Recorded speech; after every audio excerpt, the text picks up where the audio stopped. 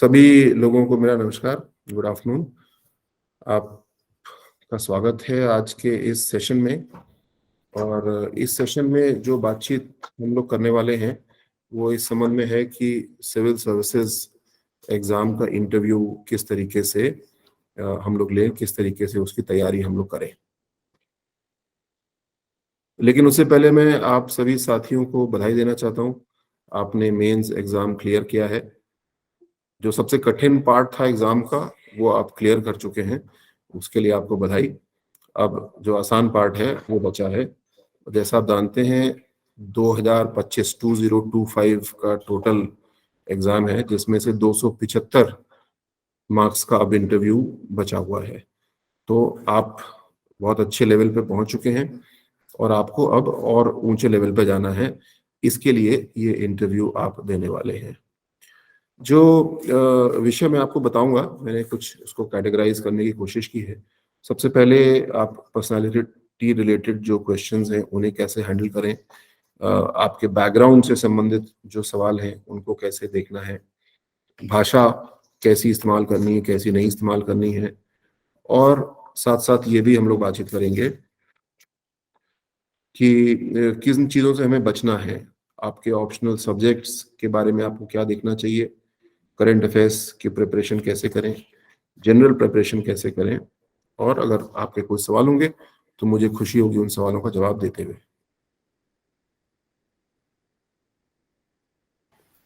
सो वैसे हो सकता है आप में से बहुत सी चीज़ें आप जानते हो, लेकिन मैं आपकी सुविधा के लिए रिपीट कर दे रहा हूँ। जो इंटरव्यू बोर्ड होता है, union public service commission UPSC का, उसमें 5 से 7 बोर्ड का गठन किया जाता है। जितने यूपीएससी के मेंबर्स होते हैं, हर एक मेंबर एक इंटरव्यू बोर्ड का चेयरमैन होता है या होती हैं। जो यूपीएससी के चेयरमैन होते हैं सामान्यतः उनकी अध्यक्षता में बोर्ड नहीं होता है। और एक बोर्ड एक दिन में 10 इंटरव्यू लेता है, 5 इंटरव्यू लंच से पहले और 5 इंटरव्यू लंच के बाद। जो इंटरव्यू का सीक्वेंस है इसके बारे में काफी सारा कंफ्यूजन रहता है, तो मैंने पता करने की कोशिश की जो लोग नॉलेजेबल हैं। तो जो इंटरव्यू के सीक्वेंस है वो रोल नंबर के हिसाब से चलती है, ऐसा लोगों की अंडरस्टैंडिंग है। और एक बोर्ड के 5 सदस्य होते हैं, जिसमें कि एक, जैसे मैंने बताया, चेयरमैन हुए यानी यूपीएससी के एक मेंबर, उसके अलावा 4 लोग और हैं।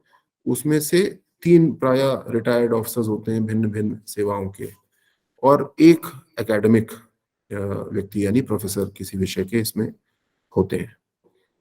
अक्सर ये सवाल पूछा जाता है और मन में शंका भी होती है कि क्या कोई साइकोलॉजिस्ट भी इंटरव्यू में बैठते हैं।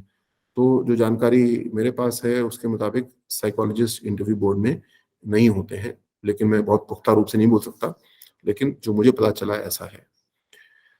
एक सवाल ये अक्सर बच्चे जानना चाहते हैं कि जो आपने सर्टिफिकेट्स अर्न किए हैं पूरे जीवन में बहुत सारे, क्या उनको ले जा सकते हैं अंदर या नहीं। तो जब आप इंटरव्यू के लिए जाएंगे, आप अपना एक फोल्डर लेके जाएंगे, उसको पहले परीक्षण किया जाएगा, आपके ओरिजिनल्स देखे जाएंगे और उस ओरिजिनल को बाहर रख लिया जाएगा। आप जाएंगे तो बिल्कुल आप खाली हाथ जाएंगे, आपके साथ कोई भी फाइल, कोई सर्टिफिकेट्स आदि नहीं होंगे। ये थोड़ा निराशाजनक भी लगता है क्योंकि हमने पूरे जीवन भर बहुत सारे सर्टिफिकेट्स इकट्ठे किए थे कि जब यूपीएससी जाएंगे, नौकरी में जाएंगे, तब सर्टिफिकेट दिखाएंगे। तो अनफॉर्चुनेटली वहां पे सर्टिफिकेट दिखाने का कोई अवसर नहीं होता है, जिसकी वजह से और चुनौती हो जाती है कि किस तरीके से हम अपनी बात को वहां पे रखेंगे। लेकिन जो बोर्ड के सदस्य होते हैं उनके पास जो आपने डिटेल्ड एप्लीकेशन फॉर्म डैफ भरा है उसकी एक समरी होती है, पूरा फॉर्म नहीं होता है। उनके पास एक समरी होती है जिसमें सारी महत्वपूर्ण बातें आपके बैकग्राउंड के बारे में लिखी होती हैं, चॉइस ऑफ सर्विस आदि ये सब होता है। तो बेसिक जो लेआउट है इंटरव्यू का, क्या वहाँ होता है नहीं होता है, जितनी मेरी जानकारी है वो ऐसे है। और अब मैं आपको सबसे पहले ये बताना चाहूँगा, जो आपको हर इंटरव्यू की गाइडेंस देने वाला व्यक्ति बताएगा कि आपके नॉलेज का टेस्ट हो चुका है और अब आपका इंटरव्यू यानी पर्सनालिटी टेस्ट हो रहा है। तो आपकी पर्सनालिटी का जो टेस्ट है उसके लिए हमको तैयारी करनी है। नॉलेज, आप इस मुकाम तक आ गए हैं तो यही बहुत बड़ा मुकाम आपका हो गया है। जी सॉरी। सो आपका ये पर्सनालिटी टेस्ट है, जिसमें अब पर्सनालिटी का मतलब क्या है उसके मुताबिक आपको वहाँ पे परीक्षित किया जाएगा और उसी के हिसाब से हमको वहाँ पे तैयारी करनी है। तो सबसे पहला, बी योरसेल्फ। आपको बिल्कुल भी प्रिटेंड करने की, कल्पना करने की जरूरत नहीं है कि आपने अपने कॉलेज के एक टॉपर को देखा था, कॉलेज के एक बहुत ही होशियार, बहुत ही फैशनेबल व्यक्ति को देखा था, उसका जैसा मैं बन जाऊं तो मेरे नंबर अच्छे आएंगे। नहीं नहीं, ऐसा कुछ भी प्रयत्न नहीं करना है। आपको प्रयत्न करना है अपने आप को प्रस्तुत करने के लिए। कुल मिला के आपको एक बहुत अच्छे सहृदय, काइंड हार्टेड व्यक्ति के रूप में, तेज बुद्धि वाले व्यक्ति के रूप में प्रस्तुत करना चाहिए। मैं समझता हूं कि आप हैं भी, और उसी हिसाब से अपने आप को आप वहां पे प्रस्तुत भी करेंगे। कुछ मेरे अपने समय के बारे में मैं जो कपड़े पहनने चाहिए, कैसे जाना चाहिए, मैंने याद किया। कुछ नई चीजें मैंने पता की। तो जो मेरी जानकारी है उसके मुताबिक यूपीएससी ऐसी कोई अपेक्षा नहीं करती कि हम टाई लगा के जाएं या सूट पहन के जाएं, लेकिन ज्यादातर लोग सर्दी के समय के इंटरव्यूज में सूट टाई पहन करके जाते हैं। तो अगर आप टाई नहीं भी लगाना चाहते हैं, कंफर्टेबल नहीं है, तो आप नहीं भी लगा सकते हैं। लेकिन प्राय अनुभव ये है कि ज्यादातर लोग टाई लगाते हैं। तो अगर आप टाई लगाने में बहुत अनकंफर्टेबल नहीं है, तो मेरा सुझाव है कि टाई आप जरूर लगा लें।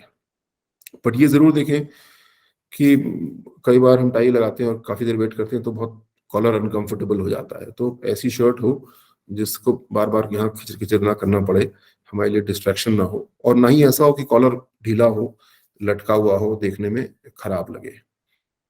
अपने बाल जरूर कटवा लीजिए, अपना साफ सुथरा रखिए।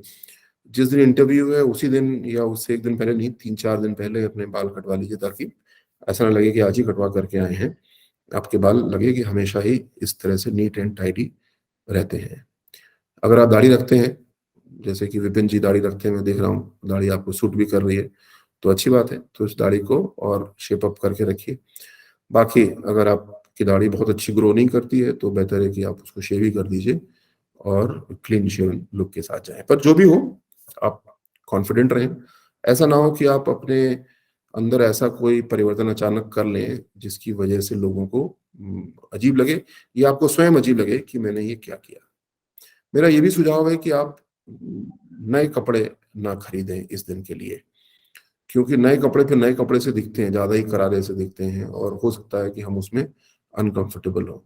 तो जो आपके पास अपने अच्छे कपड़े हैं, ऑफिशियल लुकिंग कपड़े, वो पहने, अच्छे से धो करके, प्रेस करके, तैयार करके।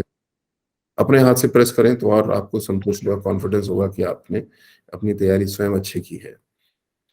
लड़कियों के लिए साड़ी या सूट पहनना एक नॉर्मल बात है, और ज़्यादातर बच्चियां यही पहनती भी हैं। हाँ, ये ज़रूर मैं सुझाव दूंगा कि मेकअप एकदम मिनिमम रखें, और ज्वेलरी भी बहुत ही मिनिमम जो हो वो रखें। पुरुषों के लिए तो ज्वेलरी मेरे ख्याल से अवॉइडेबल ही है। जो अब मैं मूल बात पे आता हूँ कि आपसे किस तरह के सवाल पूछे जाएंगे और उसकी तैयारी कैसे करें। तो मेरा ये मानना है, और बहुत सारे मित्रों से जब मेरी बातचीत हुई, और मैं अपने इंटरव्यू के बारे में उससे पहले थोड़ा सा बताऊं, क्योंकि मैंने 1993 का एग्जाम दिया था, और मेरा सिलेक्शन हुआ 94 बैच के आईपीएस में। तो मेरे सिविल सर्विसेज के इंटरव्यू में उस समय 300 मार्क्स का होता था। सो 210 नंबर आए, यानी 70% मार्क्स आए, जो कि ठीक मार्क्स थे, और मेरे बाकी स्कोर से ज़्यादा वेटेज मिल रहा था इसको। तो मेंस के एग्जाम को और आगे खींच करके मेरे ये 70% मार्क्स मुझको ले गए। लेकिन मेरा इंटरव्यू ऐसा था, कुछ बहुत सब्सटेंशियल बातें मेरे बायोडाटा में थी, और उनके ऊपर बहुत सारे सवाल आए। जैसे कि मेरी first choice Indian police service थी। तो मैं बोर्ड में प्रवेश किया, और मैं कुर्सी पे बैठ ही रहा था कि पहला ही क्वेश्चन आया कि mister Arun, you are the first person before this board who has IPS as the first choice. So why is it so? So मतलब मोस्ट ऑब्वियस क्वेश्चन जो था, जिसके लिए मैंने तैयारी खूब अच्छे से कर रखी थी, वो बैठते बैठते ही सीधा वो क्वेश्चन आया।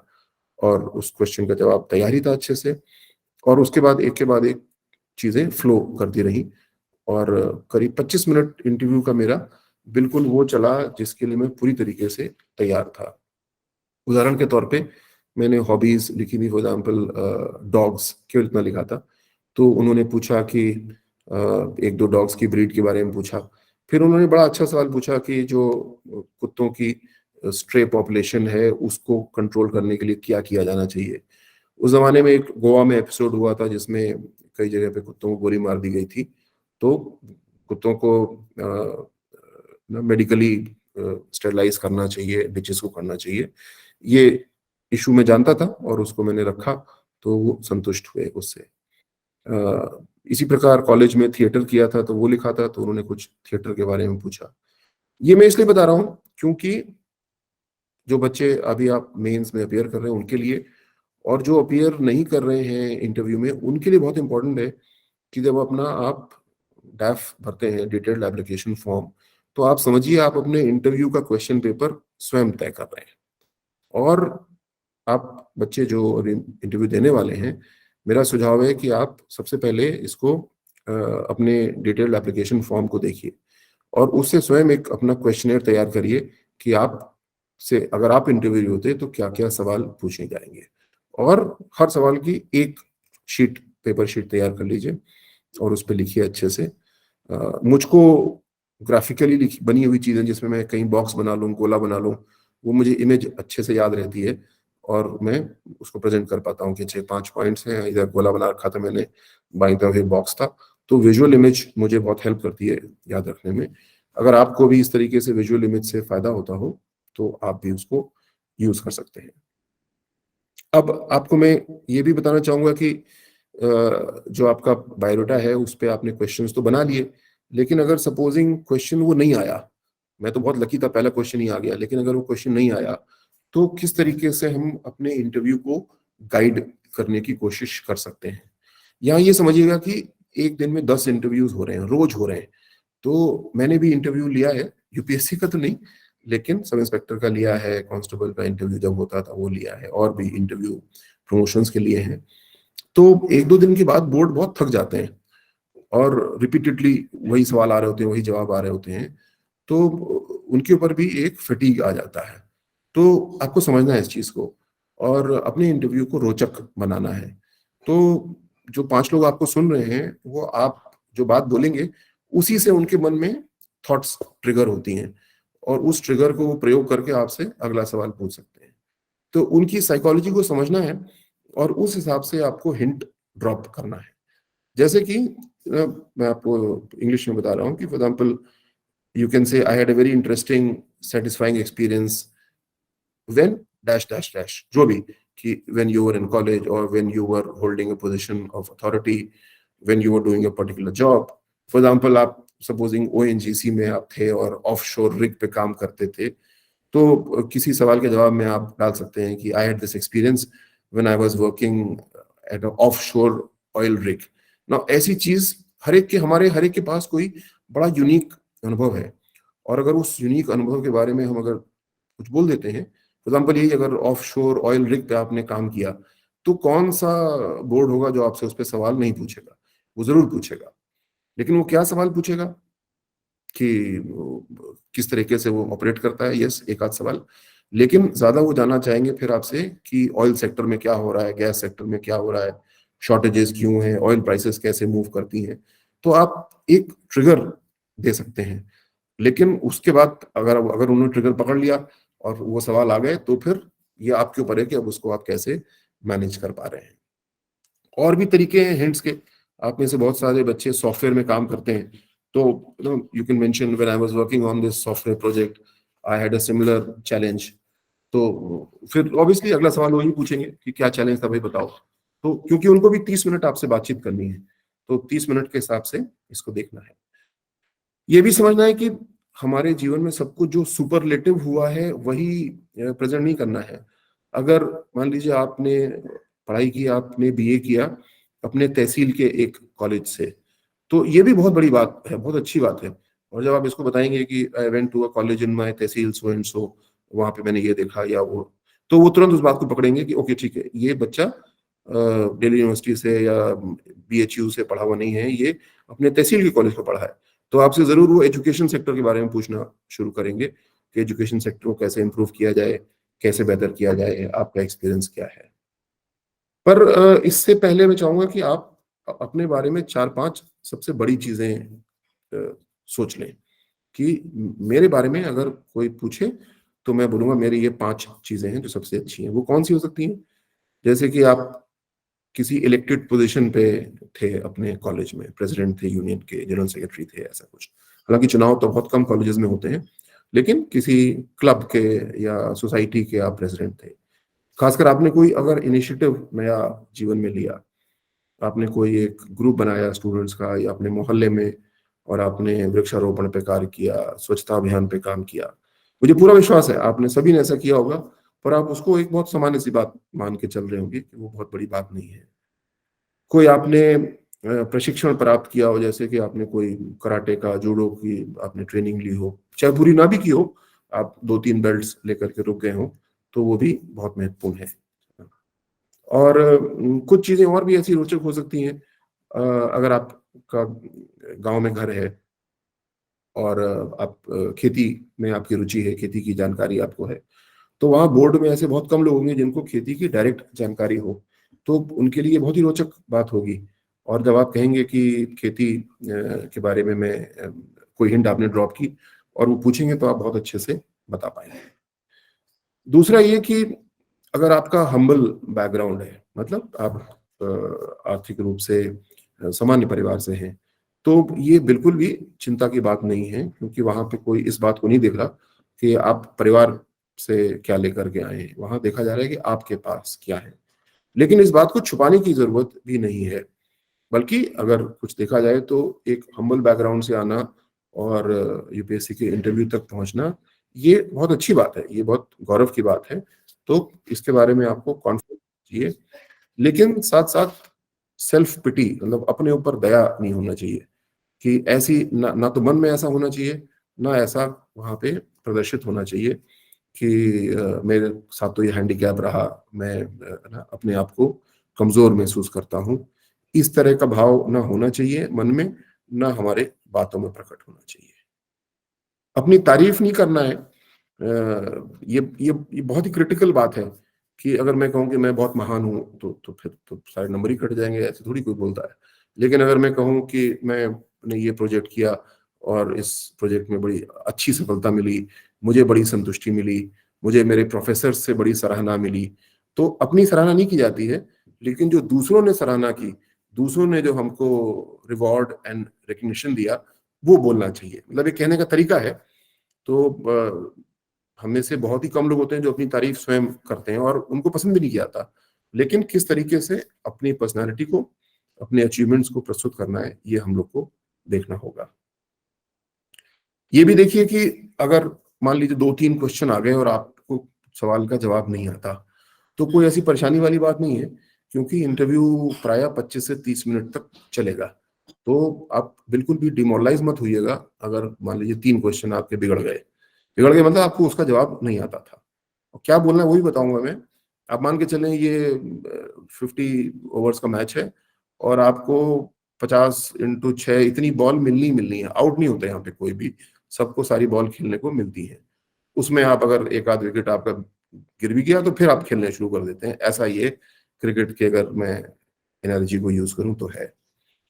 कुछ आपको मैं सुझाव दूंगा अपने बारे में या अपने आसपास के बारे में, कोई कुछ बड़ी प्रोफाउंड सी, मतलब बड़ी गंभीर सी बातें सोच के रखिए और कोशिश करिए कि उसको हम लोग बोलें जरूर।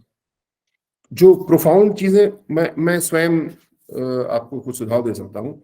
जैसे कि ये कहना कि ना, democracy is first about equality and then about organising fair elections. So this is something very profound. और हमने ये बात इसमें रखी कि हम, मेरा विश्वास है कि मैं लोकतांत्रिक मूल्यों में, आदर्शों में विश्वास रखता हूँ, और प्रजा लोकतंत्र जो है वो केवल शांतिपूर्वक या निष्पक्ष चुनाव के बारे में नहीं है, उससे पहले इस मनोभाव के बारे में है कि हम समानता का भाव रखें। कुछ एक चीज ऐसे जैसे कि बहुत बार इसको यूज कर सकते हैं कि कानून के सामने सब बराबर है ना, so rule of law must prevail. तो जहां भी आपसे ओपिनियन पूछा जाता है तो ऐसी जगहों पे आप अपना ओपिनियन तो बताएंगे ही, लेकिन जब आप ये बात रखते हैं तो उनके समझ में आता है कि हाँ, इस छात्र के बेसिक वैल्यूज जो हैं वो बड़े स्ट्रांग हैं और उसका लाभ है। कई बार ऐसा भी सवाल होता है कि आप सवाल को समझ रहे हैं लेकिन आप श्योर नहीं है कि आप उसको सही से समझे कि नहीं समझे। तो जैसा हम आपस में बैठ के मित्रों में बात करते हैं तो ठीक वैसे ही कह सकते हैं कि सर, आई हैव मोर और less understood the question, but if I am correct, और फिर उस क्वेश्चन को पैराफ्रेज कर दो, मतलब अपने शब्दों में उसको रिपीट करो। तो उससे बहुत फायदा होगा कि कई बार हो सकता है उन्होंने क्वेश्चन पूछा हो, आप उसका थोड़ा डिफरेंट समझ रहे हो और वो उसी को ओके कर दें तो आपको आसान जवाब मिल जाएगा। और अगर आप पैराफ्रेज जब तक करते हैं तो आपको सोचने का टाइम भी मिलता है। कई बार वो जवाब देंगे तो आपको उसका हिंट भी मिल जाता है। तो ये एक बड़ी विशिष्ट टेक्निक है जिसको हम लोग यूज कर सकते हैं। इसको फिर रिपीट कर रहा हूँ क्योंकि बड़ा इंपॉर्टेंट है इसको समझना, कि मैं हिंदी में बोलूँ कि सर, यदि मैं आपकी बात को सही समझ रहा हूँ तो आप मुझसे ये जानना चाहते हैं। ऐसा करने से हमको समय मिलेगा, हो सकता है कोई हिंट भी मिल जाए। और अगर वो कहते हैं हाँ ये जानना चाहता हूँ, तो फिर अगर जानते हैं तो जवाब दीजिए, नहीं जानते हैं तो हमें क्या बोलना है ये भी बड़ा इंपॉर्टेंट है। नहीं जानते हैं तो अगर नॉर्मली बहुत ही फैक्चुअल करेक्शन, कोई सवाल नहीं पूछेगा कि अर्जेंटीना की कैपिटल क्या है। तो अगर कोई पूछ रहा है, वैसे बहुत ही अनलाइकली कोई ऐसा पूछता नहीं है, तो आप बोल दीजिए कि आई एम सॉरी, मुझे याद नहीं या मैं जानता नहीं। लेकिन जहां आपका ओपिनियन पूछा जा रहा है, आपके व्यूज पूछे जा रहे हैं, ट्रेंड पूछा जा रहा है, तो आप उसको जरूर बता सकते हैं। और वहां पे ये कि as much as I have studied, as much as I understand this issue, this ऐसे करके आप उसको गार्डेड लैंग्वेज में भी अपना बता सकते हैं। मैं यहाँ स्पष्ट करना चाहूंगा कि आपसे ये अपेक्षा नहीं है कि सब कुछ आप एकदम 100% लोहा लाट लेकर के जा रहे होंगे। आप स्टूडेंट हैं, आपकी बहुत चीजों पे अच्छी नॉलेज है, आपकी बहुत चीजों पे एक्सपोजर नहीं है। तो जिन चीजों पे एक्सपोजर नहीं है तो उसको हमको उस तरीके से प्रस्तुत कर देना है वहां पे। जो आपने इंटरेस्ट और हॉबी लिखी है ये भी बहुत ही महत्वपूर्ण है। यहाँ पे क्योंकि आप फॉर्म भर चुके हैं, लेकिन जो साथी जिन्होंने फॉर्म नहीं भरा है उनको मैं सलाह देना चाहूंगा कि मान लीजिए बहुत से लोग कॉमनली हॉबी लिखते हैं कुकिंग। तो कुकिंग एक बहुत ब्रॉड एरिया है, लेकिन आपको मान लीजिए कुकिंग में कोई एक पर्टिकुलर कुजीन, कि मुझे कश्मीरी कुजीन बनाना पसंद है, या मुझे इटालियन कुजीन पसंद है, या मुगलई पसंद है, अवधि पसंद है, तो मैं कुजीन की बजाय एक लिखूं अवधि कुजीन मुझे पसंद है। तो हमने अपने स्कोप को लिमिट कर दिया। और ये भी आप समझिए, आप स्वयं अगर बोर्ड में हो तो किसी से पूछें कुकिंग के बारे में तो क्या पूछेंगे कि इसमें क्या मसाला पड़ता है क्या नहीं पड़ता, ये तो नहीं पूछेंगे। वहां पे आप जानना चाहेंगे कि अच्छा ठीक है, अवधि कुजीन, तो अवधि कुजीन के सबसे वेल नोन शेफ कौन है। अब एक बात हो सकती है, भाई मैं तो बनाता हूं ना, मैं मुझे क्या पता कि कौन वेल नोन शेफ है। लेकिन इंटरव्यू में हमसे एक्सपेक्ट किया जाता है कि अगर हम कुकिंग अपनी हॉबी दे रहे हैं तो हमको पता होगा कि इस क्षेत्र के इंपॉर्टेंट पर्सनालिटीज कौन है, इससे रिलेटेड इश्यूज क्या हैं, कोई कंट्रोवर्सी से रिलेटेड है तो क्या है, और फ्यूचर में किस तरह के चेंजेस आ रहे हैं ये हमको पता होना चाहिए। बहुत से लोग जैसे मेडिटेशन लिखते हैं अपनी हॉबी, तो सवाल अब ये नहीं आएगा कि अच्छा मेडिटेशन करके दिखाओ ना, ये तो कोई नहीं कर सकता वहां पे। लेकिन ये जरूर आएगा कि कितने टाइप की मेडिटेशन होती है, मेडिटेशन गुरुज कौन से हैं, फेवरेट मेडिटेशन गुरु या योगा गुरु कौन है। तो पुनः आप मान लीजिए फुटबॉल के आप शौकीन हैं और आपने लिखा है, तो बड़ी अच्छी बात है, अभी अभी वर्ल्ड कप हुआ है तो बहुत कुछ इसमें आपके सामने पढ़ने के लिए भी है और बोलने के लिए भी है। लेकिन हो सकता है फुटबॉल के बहुत अच्छी खिलाड़ी हो और आपको कोई आइडिया ना हो कि इंडियन टीम की परफॉर्मेंस कैसी चल रही है, तो फिर गलती हो जाएगी। अगर आपने फुटबॉल लिखा है तो आप ऐसे सवालों के लिए तैयार रहिए कि आप किस पोजीशन से खेलते हैं फुटबॉल, लेकिन उससे ज्यादा तैयार रहिए कि इंडियन टीम की परफॉर्मेंस कैसी है, इंडियन टीम को और अच्छा परफॉर्म करने के लिए क्या करना चाहिए, इंडिया में स्पोर्ट्स को इनकरेज करने के लिए क्या करना चाहिए। इस तरह के सवाल हमारे सामने ज्यादा आ सकते हैं। आपने सर्विस की चॉइस क्या दी है ये बहुत महत्वपूर्ण है। जैसे मेरे केस में, मेरा थोड़ा यूनिक केस था, आईपीएस मेरी फर्स्ट चॉइस थी, तो वो क्वेश्चन आना ही था और सबसे पहले आ गया। लेकिन अगर आपकी चॉइस मान लीजिए आईएएस है, फिर आईपीएस है, या आईएएस है फिर रेवेन्यू सर्विस है, फिर आईपीएस है, तो वो भी स्लाइटली अनयूजुअल है कि आप इस क्रम में लिख रहे हैं। तो उसके लिए आप तैयार रह सकते हैं कि आपने रेवेन्यू सर्विस को इतना हाई क्यों दिया। तो यहाँ पे हमको ये समझना है कि ये नहीं कहना है, और ऐसा हमने सोचा भी नहीं होगा कि ये सर्विस हायरार्की में ऊपर है या नीचे है, क्योंकि ऐसी कोई हायरार्की है नहीं और ना हमको उसके बारे में ऐसा सोचना चाहिए। ये हमें प्रस्तुत करना चाहिए, जो मैंने भी अपने केस में आईपीएस फर्स्ट चॉइस में किया, कि मेरे अंदर जो क्वालिटीज हैं वो मुझे एक अच्छा आईपीएस ऑफिसर बनाने में मदद करेंगी। मैं किसी दूसरी सर्विस को भी अच्छा कर सकता हूँ, लेकिन जो सेट ऑफ क्वालिटीज मेरे पास है, मैं एक अच्छा आईपीएस बनूंगा। मेरी फिजिकल फिटनेस है, मैंने मार्शल आर्ट्स की ट्रेनिंग की है, मैंने एनसीसी में रहा हूँ, एटसेट्रा एटसेट्रा, ऐसे 7-8 पॉइंट मैंने सोच के रखे हुए थे जो वहां पे डिलीवर किए। जो आपने प्लेसेस मेंशन किए हैं, आपने बर्थ प्लेस लिखा होगा, एजुकेशन आपकी कहाँ से हुई, ये इंपॉर्टेंट है, और इस पे आप जरूर सवाल एक्सपेक्ट कर सकते हैं। अगर वो धार्मिक महत्व की जगह है तो वहाँ पे कौन सा पिलग्रिमेज है, प्रिसाइडिंग डेटी कौन सी है, अगर इंडस्ट्रियल जगह है तो वो तो ये आप कर ही रहे होंगे, आप श्योर आपको पता ही है, लेकिन कई एस्पेक्ट इसके हम लोग को देखने हैं। जो सरकार की स्कीमें चल रही हैं, खासकर केंद्र सरकार की स्कीमें, उनके बारे में आपने मेंस की पढ़ाई में, प्री की पढ़ाई में बहुत तैयारी की हुई है, आप सब जानते हैं। लेकिन अब यहाँ पे आपसे कुछ ऐसे सवाल पूछे जाएंगे और आप इस तरह तैयार करिए कि आपका सिलेक्शन हो गया है, आप आईएएस में हैं या किसी और सर्विस में हैं, और अब आपसे लोग जानना चाह रहे हैं कि इस स्कीम का इम्प्लीमेंटेशन कैसा है, इस स्कीम को और फाइन ट्यून करने के लिए क्या होना चाहिए। इस तरह के सवाल वहां पे निश्चित रूप से आ सकते हैं। विशेषकर जो प्रधानमंत्री जी के इनिशिएटिव्स हैं, जैसे स्वच्छ भारत का है, वर्तमान में देखें तो तमिल काशी संगमम चल रहा है, जो कि एक भारत श्रेष्ठ भारत के दायरे में आता है। तो इन पे हम जरूर एक्सपेक्ट कर सकते हैं कि सवाल आए, क्योंकि ये अवेयरनेस रिलेटेड है। और G20 एक ऐसा इशू है जिसपे मैं समझता हूँ जरूर पूछा जाएगा।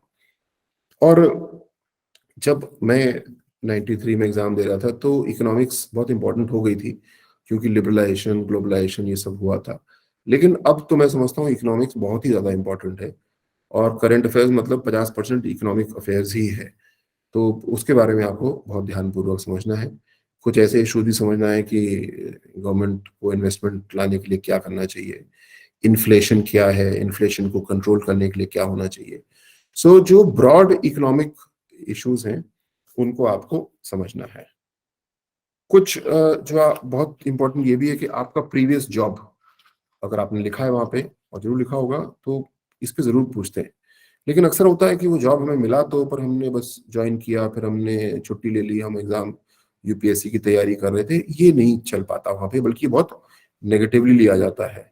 तो आपको अगर आपने काम किया ही होगा, अगर नहीं भी किया तो फॉर एग्जाम्पल आप जीएसटी डिपार्टमेंट में हैं या समाज कल्याण विभाग में हैं, तो आप उस विभाग के बारे में एक अच्छे अधिकारी के रूप में कार्य कर रहे थे, ये सबको वहां पे स्पष्ट दिखना चाहिए। तो अगर आपके काम में या अवेयरनेस में कोई कमी है तो उसको आप जल्दी से जल्दी पूरा कर लें। और वहाँ 5 में से 4 लोग सरकारी सेवा के रिटायर्ड लोग ही बैठे होंगे। तो इस मामले में गलती से भी कुछ ब्लफ नहीं करना है, जो फैक्ट है बिल्कुल वही बोलना है। भाषा कैसी प्रयोग करना है, इसमें जैसे मैंने बोला, कभी भी झूठ तो बोला ही नहीं है, आप नहीं बोलते होंगे, लेकिन अतिशयोक्ति भी नहीं करना है, एग्जैजरेशन भी नहीं करना है, क्योंकि वो पकड़ में आ जाता है और वो बहुत नुकसान करेगा। एक कॉन्सेप्ट मैं आपसे शेयर करना चाहता हूं कि जब हम बात कर रहे होते हैं तो हमारी एक सोचने की स्पीड है और एक बोलने की स्पीड है। अगर हमारी सोचने की स्पीड ज्यादा तेज है बोलने से, तो हम बोलते बोलते अक्सर रुक जाते हैं, सोचते हैं ये वर्ड यूज करूं कि वो यू वर्ड यूज करूं, और लंबे पॉज हमारे आते हैं। अगर हम सोचने की शक्ति कम है और बोल ज्यादा रहे हैं, तो हम जंक वर्ड्स यूज करते हैं, परहैप्स, प्रोबेबली, लाइक। और हम क्यों, क्योंकि हमारे मन में विचार तो आए नहीं है, तो हम उसको समय को फिल करने के लिए ऐसे जंक वर्ड्स डाल रहे हैं। तो मैं आपसे ये अनुरोध करूंगा कि एक तो जो आप मॉक इंटरव्यूज कर रहे हैं, आपस में बच्चे करेंगे या आपके लिए और भी हम प्रबंध कर रहे हैं, उसको रिकॉर्ड करिए और रिकॉर्ड करके स्वयं देखिए। जैसे मुझे ही मॉक इंटरव्यूज में मेरे साथी बोलते थे, तुम बहुत पॉज लेकर के बोलते हो, और मैं उसको एक्सेप्ट ही नहीं करता था, मुझे तो नॉर्मल लगता था। लेकिन उस समय वीडियो रिकॉर्डिंग थोड़ी भारी बात थी, तो एक दिन एक कैसेट रिकॉर्डर, ऑडियो रिकॉर्डर लेकर के रिकॉर्ड किया। जब रिकॉर्ड किया तो मुझे लगा, अरे यार, ये तो वाकई में मैं तो बहुत ज्यादा पॉज लेकर के बोलता हूँ, ये तो बड़ी गड़बड़ है। और फिर मैंने उस चीज को सुधारा।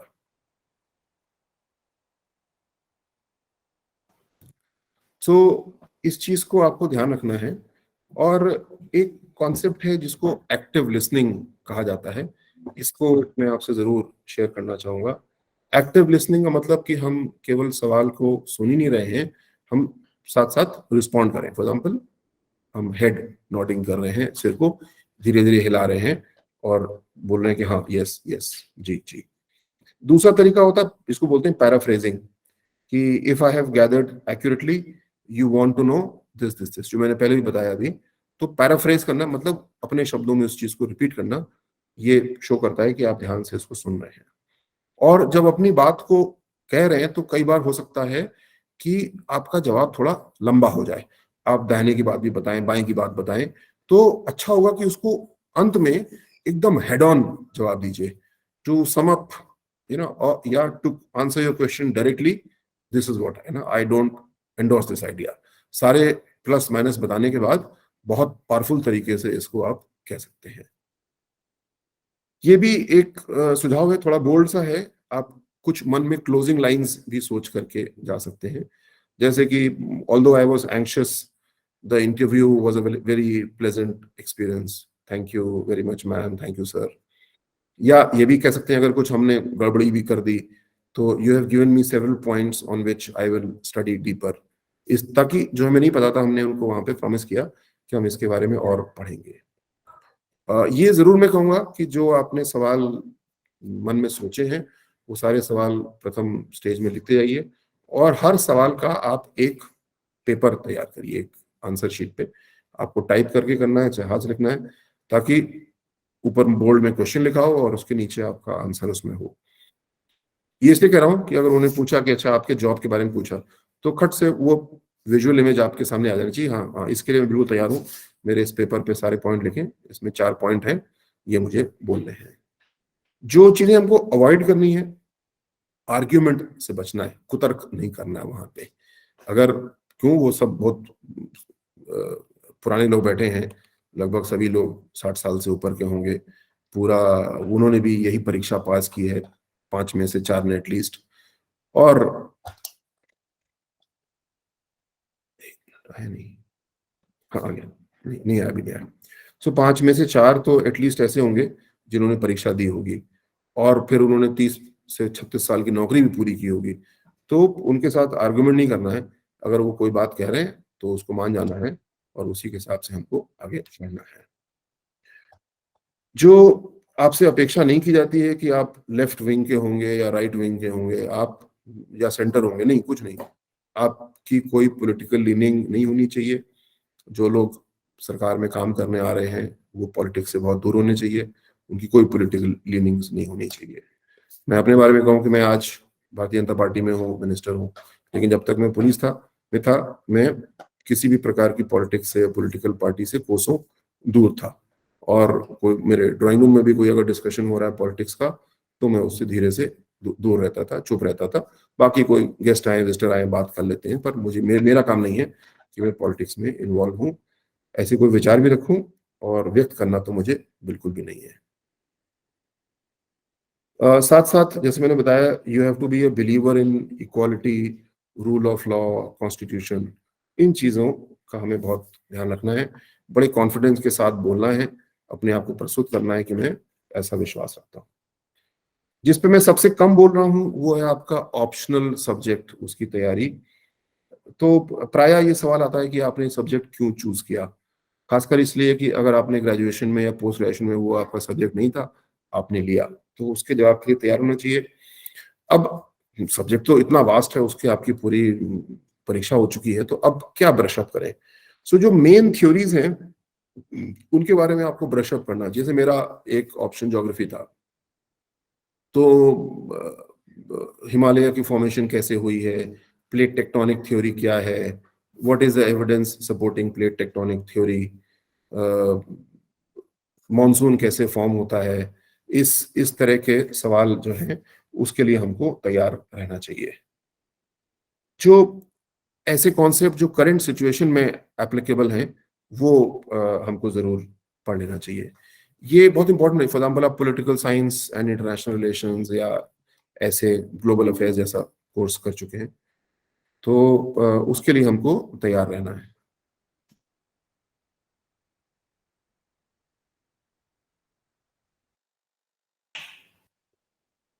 सो जो करंट सिचुएशन है, फॉर एग्जाम्पल G20, अगर आपका पॉलिटिकल साइंस ऑप्शन है और G20 चल रहा है, तो मतलब आप मान के चलिए कि ये सवाल तो जरूर आएगा। हाँ, इसके ऊपर बहुत तरह के सवाल हो सकते हैं, किस तरीके से ये सवाल आएगा ये आपको देखना पड़ेगा।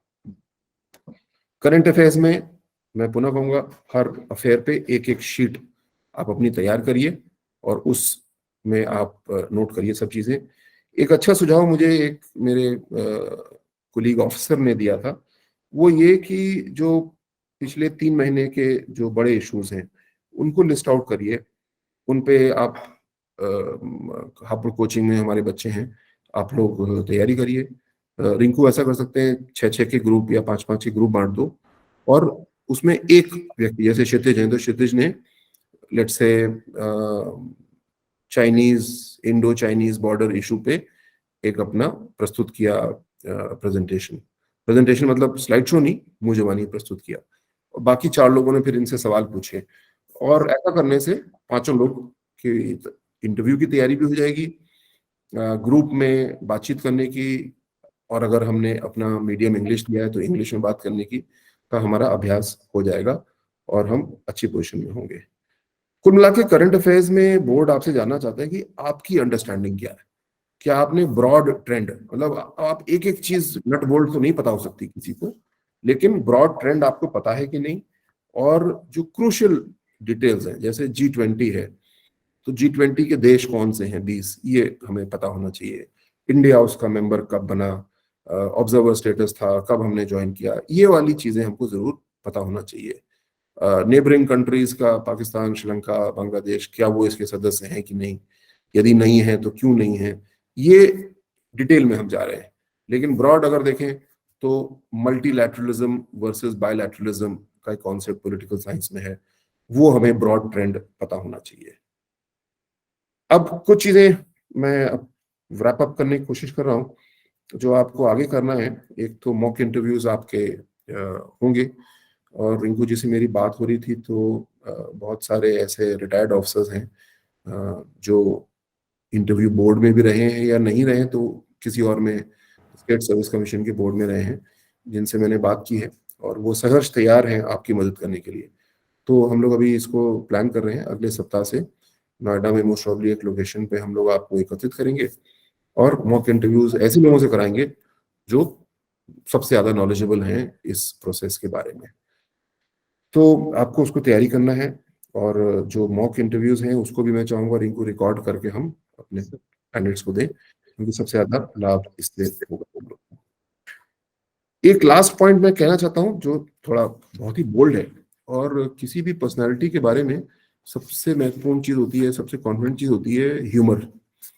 और मैं जितने भी इंटरव्यू बोर्ड्स में मैं रहा हूँ, अगर किसी कैंडिडेट ने बोर्ड को हंसा दिया, मतलब अपनी मूर्खता से नहीं अपने चतुराई से या विट एंड ह्यूमर से अगर हंसा दिया, तो उसके नंबर तुरंत बहुत ज्यादा बढ़ जाते हैं। और ये विट एंड ह्यूमर बड़ा मुश्किल भी है, होता है करना। और मैं चाहूंगा कि आप ऐसा एफर्ट ना करें वहां पे सडनली, लेकिन आप अपने बारे में, और ह्यूमर हमारे अपने ऊपर होना चाहिए। कोई मतलब बेवकूफ वाली बात जो अब सब गायब हो गई है, किसी समुदाय पे जोक करना, किसी ना गंजेपन पे जोक करना, ये सब चीजें तो ऑब्वियसली नहीं है। लेकिन अपने ऊपर जोक ले सकते हैं, और ऐसे तरीके होते हैं, और अगर आप ऐसा कर पाते हैं तो आपसे ज्यादा सफल कोई भी नहीं होगा। But this is very risky area. अगर आपके ऐसे एक्सपर्टीज है तो जरूर मन में सोच के रखिए कुछ 2-4 अच्छे चीजें, जिससे आप बोर्ड को हंसाए ना तो कम से कम मुस्कुरा तो दें, ये सोच सकते हैं। तो इसी के साथ करीब 40 मिनट हो गए हैं। अब मैं रुकता हूँ और अपने साथियों से मैं अनुरोध करता हूँ, आपके मन में जो सवाल हो पूछ सकते हैं। हम लोग करीब 5 बजे तक इसको चालू रख सकते हैं, अगर सवाल हैं तब तक, अगर कम है तो जल्दी पूरा कर सकते हैं। जिसको सवाल पूछना हो वो अपना इसमें जो हैंड रेज का ऑप्शन है वो खड़ा कर सकते हैं।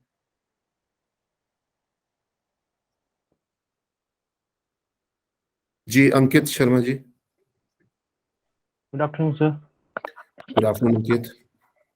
सर मेरा सवाल है सर, मैंने लास्ट टाइम भी इंटरव्यू दिया था तो मार्क्स काफ़ी कम आए थे, 130 में आए थे। तो सर अभी तक समझ नहीं आया कि कम क्यों आए हैं। तो सर ऐसा क्यों होता है कि एक्सट्रीम जाते हैं, किसी के 110 आ जाते हैं, किसी के 210 आ जाते हैं। और सर रीज़न भी समझ नहीं आता कि मेजर रीज़न क्या था। तो कैसे इम्प्रूव करे जाए मार्क्स को। जी अंकित, मैंने कुछ पिछले 2 दिन में ऐसे रिटायर्ड ऑफिसर से बातचीत की जो स्वयं बोर्ड में बैठते रहे या हो 27 साल भी बैठे हैं बोर्ड में।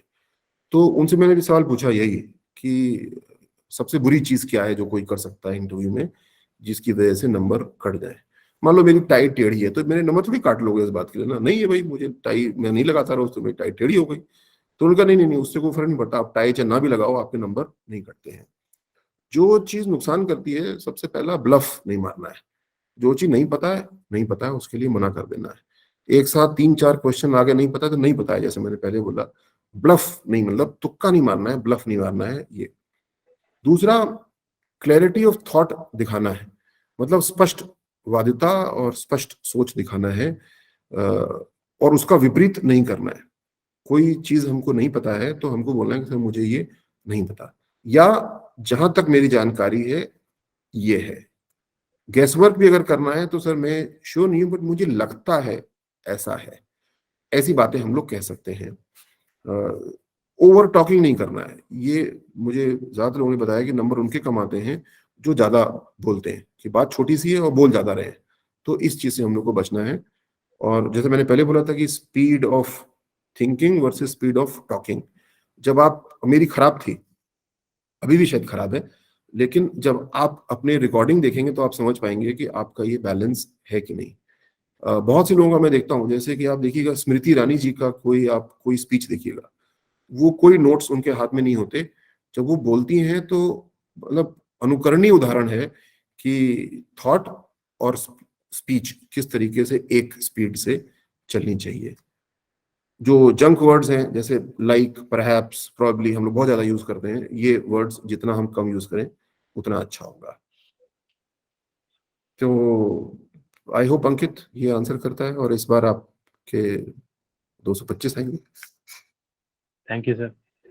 नहीं सॉरी, 275 आएंगे। Thank you. Next question, Ram प्रवेश।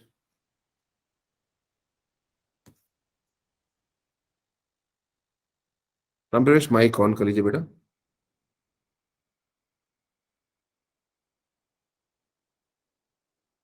अभी माइक ऑन नहीं हुआ। Good afternoon sir. Good afternoon. Sir मेरा प्रश्न ये है कि सर जो नंबर का डिस्ट्रीब्यूशन होता है वो जो बोर्ड के मेंबर मतलब अध्यक्ष होते हैं उन पे डिपेंड करता है हम्म। कि सभी लोगों का एक कंसेंसस होता है। जब इंटरव्यू पूरा हो जाता है उसके बाद में पांचों लोग आपस में चर्चा करते हैं और एक कंसेंसस बनाते हैं, और उसके आधार पे मार्क्स देते हैं। मार्क्स तो इवेंचुअली चेयरमैन ही देते हैं, लेकिन वो कंसेंसस उससे बनता है। और जो भी इंटरव्यूज मैंने लिए हैं, जैसे मैं बताया यूपीएससी का तो ऑब्वियसली मैंने नहीं लिया, लेकिन लोअर लेवल पे लिए हैं, तो कंसेंसस काफी क्लियर होता है, क्योंकि बोर्ड मेंबर्स आपस में तय कर लेते हैं कि क्या क्या उनको देखना है, और जो अभी हमने विषय बताया यही, और उसी में उसको ब्रेकअप करके बनाते हैं कि आपकी पर्सनालिटी में कितने मार्क्स दें आपको, knowledge of current affairs, knowledge of your subject, interest की आपकी डेप्थ क्या है। तो इस तरीके से जो 275 नंबर है उनको वो ब्रेकअप करके रखते हैं। जहाँ तक मुझे पता है ऐसा कोई ब्रेकअप यूपीएससी नहीं देता है, लेकिन बोर्ड मेंबर्स अपना करके रखते हैं, और उसके हिसाब से वो कंसेंसस करके मार्क्स देते हैं। मेरे मन में ये भी सवाल आता था कि शायद जब हम इंटरव्यू में जाते होंगे तो उससे पहले वो योजना बनाते होंगे, ये ठीक, अगला मुर्गा ये आ रहा है, इससे ये सवाल हमको पूछने हैं। तो ऐसा नहीं किया जाता है। तो पुनः जो लोग बोर्ड में बैठे हैं, उन्हीं से मैंने जानकारी की, तो उन्होंने बोला कि नहीं, ऐसा नहीं, एक एग्जीक्यूटिव शीट होती है, वो आपके सामने होती है। जो डिटेल्ड एप्लीकेशन फॉर्म है वो पूरा नहीं होता है वहाँ बोर्ड मेंबर्स के पास में। हो सकता है चेयरमैन के पास शायद होता हो तो होता हो, बाकी लोग के पास एक एग्जीक्यूटिव शीट होती है, और लेकिन उसमें जो रेलिवेंट इंफॉर्मेशन है वो पूरा रहता है उसमें। Thank you sir. Rishabh. Good afternoon sir. Sir मेरा सवाल है सर मेरी पढ़ाई से रिलेटेड। सर मैंने बीटेक किया है सर एडिबल ऑयल टेक्नोलॉजी से, और मेरा इंटरव्यू मैंने पिछली बार दिया था सर 2021 में, और पूरा इंटरव्यू का मेरा 1/2 सर वो एक तरीके से एडिबल ऑयल जानने में उनकी उत्सुकता थी कि कौन सा ऑयल बेस्ट है, क्या खाना चाहिए, और ये ऑयल कैसा होता है सर, इसी में चला गया। तो थोड़ा सा मुझे सर डिसएडवांटेज लगा वो, और मैंने अपने सीनियर से भी बात की, मेरे 2 सीनियर्स ने भी दिया है इंटरव्यू, और उन्होंने भी यही एक बात बोली कि थोड़ा सा अपना इंटरेस्ट परस्यू करना वाला सर एक बार मतलब ऐसा हो जाता है कभी कभी। बिल्कुल सही कहा ऋषभ आपने, ये मेरा प्रिजम्पशन है, पर मैं अपने इंटरव्यू से बोल रहा हूँ और अपने कुछ मित्रों की जानकारी से बोल रहा हूँ, तो मेरा सैंपल साइज नॉलेज का बहुत छोटा है। लेकिन मुझे लगता है कि हर बोर्ड, ऋषभ माइक बंद कर सकते हो, हर बोर्ड सबसे पहले कोशिश करता है आपके डिटेल्ड एप्लीकेशन फॉर्म से जो क्वेश्चंस जनरेट हो रहे हैं उसके बारे में पूछने के लिए। सेकंड, जैसे मैंने बताया, जो आप हिंट्स ड्रॉप कर रहे हैं, जो क्वेश्चंस आपके इंटरव्यू से और निकल रहे हैं, वो पूछता है। और जब उसके पास सारे ये एरिया क्लोज हो जाता है, तब वो हमारे ऑप्शनल सब्जेक्ट के बारे में पूछना शुरू करता है, ऐसा मुझे लगता है। तो जो कि आपकी बात से प्रूव होता है, क्योंकि उन्होंने आधा इंटरव्यू आपका एडिबल ऑयल में लिया। तो अब ये बात सही है जरूर कि आपने ये पढ़ाई शायद 4 साल 5 साल पहले की हो, और अब उसके बाद आपने फॉलो अप नहीं किया, उसका जॉब भी आपने नहीं किया, तो उसमें आप स्ट्रांग नहीं थे। तो बिल्कुल आपने अपनी कमी पकड़ी, और मुझे लगता है कि इस बार भी जरूर आपसे एडिबल ऑयल के बारे में पूछा जाएगा। बल्कि एडिबल ऑयल के साथ साथ, क्योंकि आप एग्रीकल्चर क्षेत्र की बात कर रहे हैं, तो जैसे ये I think year of millet मनाया जा रहा है, वर्ल्ड वाइड मेरे ख्याल से मनाया जा रहा है। प्रधानमंत्री मोदी जी ने एक मन की बात में, आई थिंक अक्टूबर वाले मन की बात में, इसके ऊपर जिक्र भी किया था, बाद में भी जिक्र किया है। तो जो ईयर ऑफ मिलेट मनाया जा रहा है, ये हम सबको पता होना चाहिए, और खासकर अगर हम ग्रामीण परिवेश में रहते हैं, रहे हैं, तो बहुत ही महत्वपूर्ण है कि अब मिलेट शब्द शायद हमारा नया शब्द होता है, लेकिन जब हम जाते हैं तो अच्छा हो, तो मक्का की बात हो या ज्वार की बात हो रही है, बाजरे की बात हो रही है, तो हम समझ जाते हैं वो तो ठीक है, कोई बड़ी बात नहीं है, ये है। तो इसको जरूर ऐसे देखें। मैं ये भी पुनः ना, अपना आपका एजेंडा क्या होना चाहिए, इसके लिए जरूर आप देख सकते हैं, जो गवर्नमेंट की वेबसाइट्स हमारी हैं, mygov.in पे देख सकते हैं, या प्रधानमंत्री जी की मन की बात में देख सकते हैं कि कौन से मेजर फोकस एरियाज हैं गवर्नमेंट के, और वो देश के फोकस एरियाज हैं, उनके ऊपर सवाल आने की प्रोबेबिलिटी बढ़ जाती है। क्योंकि आप भी सफल होने के बाद ऐसे ही किसी प्रोजेक्ट पे काम कर रहे होंगे, तो उसी के बारे में परीक्षण होना लाजमी है। और कोई सवाल?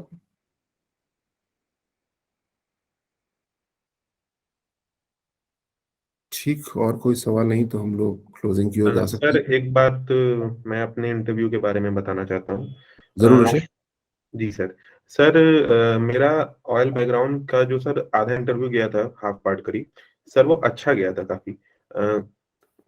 मैंने अच्छे से प्रिपेयर किया था सर, मैंने 1 साल जॉब भी की है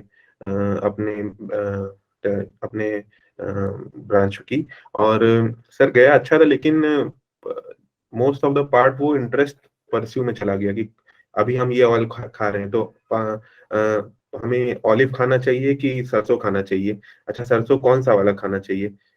तो सर वो वाला इंटरेस्ट परस्यू वाले में चला गया, और मैं सर एकदम थोड़ा सा मैं भी सोच रहा था कि कैसे डिफ्लेक्ट करूं, कैसे मैं थोड़ा सा इंटरव्यू को अपना जो प्रिपेयर किया है या जो मेरी हॉबीज है उस तरफ ले जाऊं। और सर मैं बनारस से बिलोंग करता हूं, तो आधा इंटरव्यू बनारस में चला गया। हाँ, तो सर वो पूरा दो दो चीज में इंटरव्यू मेरा खत्म हो गया सर, ब्रांच में और बनारस में कोई भी सर करंट अफेयर्स का एक सवाल बस हुआ मेरे से। ऐसे में देखूं तो तुम बहुत लकी रहे, क्योंकि तुम्हारे दोनों एरिया ऐसे आए जो कि आपके तैयार होंगे, अच्छे होंगे। हाँ, ये कि दो ही विषय पे 15-15 मिनट खींच जाए तो शायद हम थक जाते हैं उसके ऊपर। तो ये भी जरूर, ये हमें अभ्यास करना होगा कि हम किस तरीके से उसको मतलब क्लोज तो नहीं कहूंगा, स्कोप को लिमिट करें। कि अब आपने जो डिप्लोमा किया होगा वो उसका प्रोडक्शन का हो, कैसी फैक्ट्रियां हैं, और वो सवाल पूछ रहे होंगे जो एक डाइटिशियन जवाब देगा। तो ऐसे में शायद हम ऐसा आंसर कर सकते हैं कि sir, I mean I am an engineer dealing with this, so which oil is best for your health? I think a dietitian can best answer that question. इस तरीके से हम अपने स्कोप को डिफाइन कर सकते हैं, बिना मतलब उनको बुरा फील कराए हुए। ऐसी ऐसी कोशिश कर सकते हैं। I know it will be very difficult to do that, but अगर आपको लग रहा है आप थक गए ना, हम तो गलत एंगल पे ले जा रहे हैं, तो ऐसा कर सकते हैं। फॉर एग्जाम्पल ना, अगर मैं स्पोर्ट्स की बात करूंगा, नहीं वो फुटबॉल, आपने लिखा फुटबॉल में खेलता हूँ, और वो फुटबॉल की हिस्ट्री में घुस गए, ज्योग्राफी में घुस गए, निकल ही नहीं रही बाहर ना। तो एक बच्चे ने बड़ा अच्छा जवाब मुझे दिया था एक बार, मतलब इंटरव्यू में नहीं, ऐसे ही मिला। तो वो फुटबॉल खेलता था, तो उससे मैंने पूछा ऐसे ही कुछ 2-4 सवाल वर्ल्ड कप के। तो उसने बड़ा करारा जवाब दिया। उसने बोला, no no no, I don't watch football, I play football. So if I have time, I would rather play football on the ground then read a book about football. तो वो खैर, मैं उसको नंबर नहीं देने थे, इस वजह से मुझसे ऐसे बोल सकता था वो। लेकिन कुछ इस प्रकार का स्कोप लिमिटिंग सेंटेंसेस हमें तैयार करने चाहिए, जिससे हम बता पाएं कि मेरा इंटरेस्ट है, बट मेरा इंटरेस्ट का ये कन्वर्जेंस जोन ये है, मैं सब कुछ नहीं जानता इसके बारे में। Bhanu. Good evening sir, am I audible sir? Absolutely. Sir मैंने अपनी हॉबी डाली है reading works of Swami Vivekananda. तो सर ये इंटरव्यू में ये एक फिलोसॉफिकल एंगल और एक एडमिनिस्ट्रेटिव ब्यूरोक्रेटिक एंगल को कैसे बैलेंस रखने के लिए मैं अपना स्ट्रेटेजी रख सकता हूँ? जैसे पिछली बार थोड़ा फिलोसॉफिकल हो गया था, तो उन्होंने कहा कि मतलब कि एज अ सिविल सर्वेंट तो आपको रिजल्ट ओरिएंटेड होना होगा, मतलब कि आप डिटैच नहीं हो सकते हो एज पर द टीचिंग्स। तो इसको कैसे मैं और बैलेंस करूँ सर? आपको बहुत बधाई, आपने बहुत ही अच्छा, बिल्कुल ऐसे लिखना चाहिए, क्योंकि रीडिंग तो बहुत कुछ है, पूरी दुनिया भरी है। आपने उसको स्वामी विवेकानंद जी से का स्कोप लिमिट कर दिया। तो कैसा गया था तुम्हारा ये पार्ट? मतलब वर दे हैप्पी विद दिस? सर ये मतलब कि पहला ही सवाल चेयरमैन सर ने मुझसे पूछा था कि आपने क्या सीखा, तो मैंने उसमें चीज बताई, तो उन्होंने काउंटर ये क्वेश्चन मारा था मेरे ऊपर। तो उसके बाद एक दो मेंबर्स ने और पूछे, तो ओवरऑल मतलब कि सेटिस्फाई थे, बट स्कोर मेरा बहुत ज्यादा हाई नहीं था, 160 के अराउंड मिला सर। तो मैं चाह रहा था कि थोड़ा और इसको मैं वो करूं, मतलब कि इस बार बैलेंस करूं, कि दिखाऊं कि ये टीचिंग्स में अगर मैं घुसूंगा सिविल सर्विसेज में तो ये मल्टीप्लायर इफेक्ट देंगी, मतलब कि मैं कंट्रीब्यूट करूंगा, वैल्यू ऐड करूंगा। एब्सोल्युटली। तो उस इसमें तरीके इसमें थोड़ा लक पे भी निर्भर करता है कि बोर्ड के जो मेंबर्स हैं उनकी विवेकानंद जी की जानकारी कैसी है। मान लीजिए कोई बहुत जानकार निकल आया ना, आपसे ज्यादा वो पढ़ा, तो फिर थोड़ी मुश्किल हो जाएगी। लेकिन फिर भी वो आपको अपने कद से नहीं नाप रहे हैं, वो आपकी 25 साल 30 साल की उम्र के हिसाब से आपको पैमाना बना करके चल रहे हैं। तो इस हिसाब से आपको चलना होगा। और मैं समझता हूँ मूल रूप से स्वामी विवेकानंद जी के जो रिलीजियस एस्पेक्ट है वो तो हमें समझना ही है, लेकिन वो Swami Vivekananda as a youth icon, इस चीज पे हम लोग को बहुत जाना होगा। और उनके जो वैल्यूज हैं वो किस तरीके से गवर्नेंस में एप्लीकेबल है, ये देखना होगा। आपको ये भी देख लेना चाहिए कि स्वामी विवेकानंद के बारे में करेंटली कोट कैसे किया जा रहा है। मतलब गवर्नमेंट में हो सकता है कुछ स्कीम्स हों जिसमें स्वामी विवेकानंद जी का नाम यूज किया गया हो सकता है हमारे कैबिनेट मिनिस्टर्स में से कोई कोट कर रहा होगा तुम स्वामी विवेकानंद जी को ज्यादा। तो you can quote that quote ना, कि as so and so has said on that occasion I believe. तो that will reflect adequate depth on your part. Of course उनकी बायोग्राफी के बारे में तो आप सब कुछ पढ़ चुके होंगे, याद होगा ही, टाइमलाइन आपको मालूम होगी। और ओवरऑल उनकी सिग्निफिकेंस क्या है, उनके अपने लाइफ टाइम में सिग्निफिकेंस क्या थी, और आज किस तरीके से सिग्निफिकेंस ग्रो की है।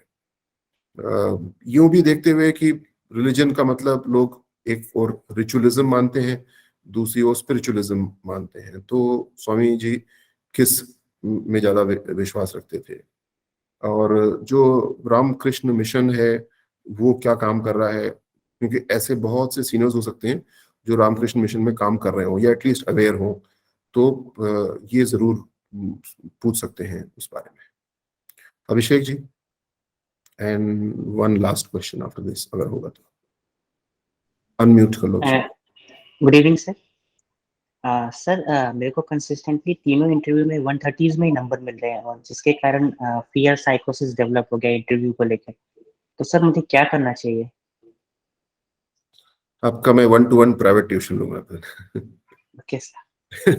नहीं नहीं, वो तो करेंगे, मैं आप लोगों से, बच्चों से 1-to-1 भी बात करूंगा, मौका भी जल्दी आएगा। लेकिन जब हम 1-to-1 बात करेंगे तो मैं आपसे कहना चाहूंगा कि आपके स्वयं आकलन में क्या कमी रही है।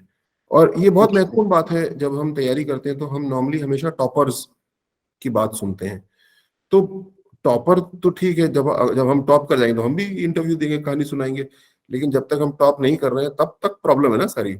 तो हमको जानना बहुत जरूरी है कि पिटफॉल्स, गड्ढे कहाँ पे हैं, और उन गड्ढों से हमें बचना है। जो मैंने आपको बताया और जो मुझे इंटर्न ऐसे लोगों ने बताया जो स्वयं बोर्ड पे रहे हैं, कि ब्लफ नहीं करना है, ओवर टॉकेटिव नहीं होना है, नहीं पता है तो बोल देना है मुझे नहीं पता है, और बट इसको स्किलफुल तरीके से करना है ना, I am sorry I do not know type नहीं, उसको प्रॉपर तरीके से करना है। और जैसे मैंने कई ट्रिक्स बताई कि if I have understood correctly this is what you want to know, question को पैराफ्रेज करके प्रस्तुत कर दो। तो कई बार बेसिकली बोर्ड जो होता है वो बहुत बिनाइन सा होता है, बहुत शरीफ होता है, और वो आपको सपोर्ट करता है ना। अनलाइक अदर इंटरव्यूज मैंने फेस नहीं किया बट सुनते हैं, जैसे फॉर एग्जांपल एसएसबी होती है एनडीए में या सीडीएस में, वो शायद आपको अंडर स्ट्रेस भी करते हैं डेलिबरेटली और फिर टेस्ट करते हैं। बट सिविल सर्विसेज में ऐसा कोई कोशिश नहीं करता कि आपको अंडर स्ट्रेस करे। If you are feeling under stress, you are feeling under stress only because of yourself. Board will never try to put you in a situation like that. And as I said, as far as I know, there is no psychologist on the board जो आपको आपकी body language देख रहा है और pencil गिरा रहा है फिर आप उठा रहे हैं तो कैसे उठाए। ये सब जो मिथ हमने सुनी है, जहां तक मुझे पता है ये मिथ है, ये ट्रूथ नहीं है। तो अपनी वीकनेसेस आप आइडेंटिफाई करिए, हम लोग 1-to-1 बात करेंगे और फिर उसका हल निकालेंगे। Thank you sir. Thank you. So हम लोग 5 बजे के समय पहुंच गए। It is time to close. I am sure आपके पास और बहुत सारा और बेहतर करने के लिए काम होगा। तो रिंकू राही जी, आपको मैं बहुत धन्यवाद देता हूं। आपको रिंकू खासकर बहुत शुभकामनाएं। आप भी इस बार पुनः इंटरव्यू में बैठेंगे, और रिंकू के लिए भी मैं कहना चाहूंगा, रिंकू को मैंने बहुत समझाया था। रिंकू के जीवन में एक ऐसी बड़ी घटना घटी है जिसको कि बोर्ड में इनको बताना बहुत जरूरी था, और ये नहीं बताए, और उन्होंने पूछा नहीं, उन्होंने बताया नहीं। क्वेश्चन मतलब उसके हिंट्स ड्रॉप करने चाहिए थे तो बताते, कई तरीके थे, लेकिन वो ना बता करके आपने अपने 50 नंबर इंटरव्यू में कम से कम कर लिए। तो इस बार इनको कैसे करना है वो भी हम लोग चर्चा करेंगे। और ये सब के लिए है, जितनी बड़ी घटना रिंकू के जीवन में हुई है हम में से किसी के जीवन में नहीं हुई है, लेकिन फिर भी हर एक के जीवन में कुछ ना कुछ बड़ा घटा है। आपने, हो सकता है कभी आपके आंखों के सामने एक एक्सीडेंट हुआ हो और आपने उस व्यक्ति को अपनी गाड़ी में, अपनी बाइक पे बैठा करके अस्पताल पहुंचाया और किसी की जान बचाई हो। अब ये चीज इंटरव्यू में कैसे लाई जाए, ये सोचने वाली बात है। अपने मुंह मियां मिट्ठू भी नहीं बनना है, लेकिन हमारी बात बताने के लिए वहां पे कोई और है भी नहीं। जो तमाम फाइल में हमने जीते थे मेडल और सर्टिफिकेट, वो सब बाहर रखवा दिए गए, वो अंदर ले नहीं दे रहे हैं। तो हम ही हम हैं बोलने के लिए। तो अपने मुंह से अपनी तारीफ करने का तरीका सीखना पड़ेगा, अपने अपने आप को प्रस्तुत करने का तरीका सीखना पड़ेगा। और फिर मुझे पूरा विश्वास है कि हमारे बच्चे, सभी बच्चे जो अभी तक प्रशिक्षण में शामिल हो चुके हैं, आगे और जो आने वाले हैं, हम आपको बहुत ही मजबूत तैयारी करवाएंगे। अच्छे से अच्छे टीचर्स इंगेज किए जा रहे हैं, और माननीय मुख्यमंत्री जी, योगी जी अभ्युदय कोचिंग के बारे में निरंतर मुझसे पूछते रहते हैं। और मुझे इस बात की बहुत खुशी है कि रिंकू आपके प्रयासों से और सभी लोगों के प्रयासों से ये बहुत रिकॉर्ड ईयर रहा कि 43 बच्चों का सिलेक्शन यूपी पीसीएस में हुआ। 9 छात्र हमारे एसडीएम बने, 4 डीएसपी बने, बाकी और पदों पे जा रहे हैं। ये कंपेयर करें तो जब से कोचिंग्स हमारी शुरू हुई हैं, अनफॉर्चुनेटली एसडीएम एक भी नहीं बने थे आज तक, और 2 बच्चे हमारे डीएसपी बने थे। और यहाँ पे एक ही साल में हमारे 9 साथी एसडीएम बन गए हैं, 4 डीएसपी बन गए हैं, टोटल 43 सिलेक्शंस हमारे हुए हैं। इनको ये भी एक चर्चा हुई थी, जो हमारे एल्यूमनाई हैं उनको हम उनकी लिस्ट ठीक से रखें और आवश्यकता पड़ने पे उनका सहयोग लें। ये व्यवस्था भी हम लोग को और मजबूत करनी है। जो साथी जुड़े हुए थे अभी तक, अगर आप एल्यूमनाई हैं, पूर्व छात्र हैं उत्तर प्रदेश समाज कल्याण द्वारा संचालित कोचिंग के, अभ्युदय के, तो आप जरूर इसी सोशल मीडिया के माध्यम से हमको बता दें, और आप किस तरह कंट्रीब्यूट करना चाहते हैं ये भी बता दें। और ऐसे कई रिटायर्ड ऑफिसर्स जो यूपीएससी के बोर्ड में रह चुके हैं या अन्य बोर्ड में रह चुके हैं, वो हमारी मदद करने के लिए सहर्ष तैयार हैं। हम लोग 1 हफ्ते के बाद नोएडा में किसी स्थान पे एक प्लान बना रहे हैं, वहाँ पे ऐसे मॉक इंटरव्यूज हम लोग करेंगे, और उससे पहले जो टीचर्स हम लोगों ने एंगेज किए वो आपके मॉक इंटरव्यूज करते रहेंगे। तो बहुत सारी शुभकामनाएं। मुझे पूरा विश्वास है कि हमारा एक एक बच्चा सिलेक्ट होगा, क्योंकि आप मतलब टॉप पे तो पहुंच ही चुके हैं। अब केवल वही बच्चे थोड़ा पीछे छूटेंगे जिनके इंटरव्यू में नंबर एवरेज से कम आएंगे। तो आपके एवरेज नहीं, आपके अबव एवरेज और एक्सीलेंट मार्क्स लाने हैं। इस हिसाब से पूरा सिस्टम काम करेगा, आपको मजबूत करेगा। तो बहुत बहुत शुभकामनाएं सभी साथियों को। आपसे पुनः जल्दी मुलाकात फिर होगी। बहुत बहुत धन्यवाद। जय हिंद।